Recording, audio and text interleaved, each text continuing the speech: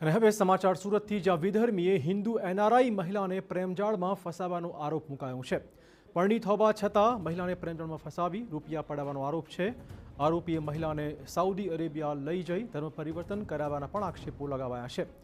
મહિલાના ભાઈ દ્વારા લાલગેટ પોલીસ મથકમાં ફરિયાદ નોંધાવાઈ છે। વિધર્મીએ હિન્દુ મહિલાને બ્લેકમેલ કરી 18 તોલા સોનાના દાગીના પડાવ્યાની પણ ફરિયાદ છે।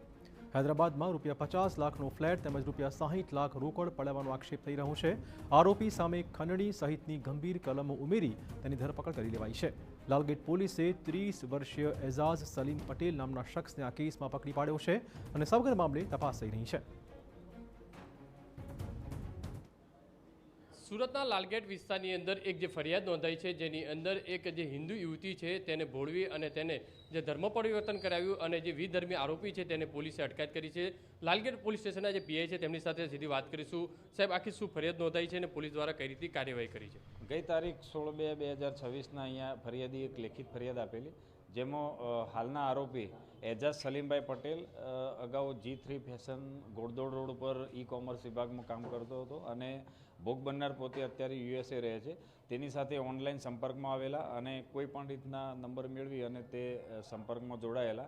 આ દરમિયાન તેઓ હૈદરાબાદ મુકામે 2 વાર મુલાકાત થયેલી અને ત્યાંથી સાઉદી અરેબિયા મુકામે બંને મળેલા અને ત્યાં મિત્રતા કેળવી બંને ઓનલાઈન મેરેજ કરેલા। આ દરમિયાન આરોપીના કહેવાથી ભોગ બનનારે USAમાં પોતે મુસ્લિમ ધર્મ અંગીકાર કરેલો અને ઇન્ડોનેશિયામાં પણ મુલાકાતો થયેલી છે।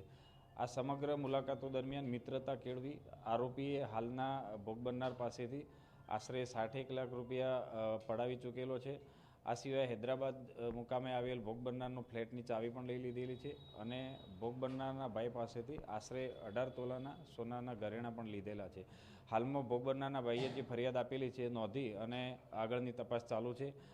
આગળ ભોગ બનનારનું નિવેદન મેળવી અને ખરેખર ધર્મ પરિવર્તન કેવી રીતના કરાવાયું, ખરેખર શું ગુનાહિત કૃત્ય એમાં કરેલું છે, તપાસ દરમિયાન ખ્યાલ આવશે।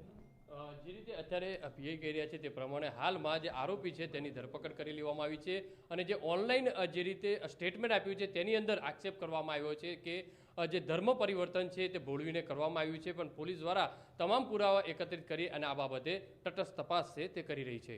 કેમેરામેન સંજય ચંડેલ સાથે બલદેવ સુતાર, TV9 સુરત।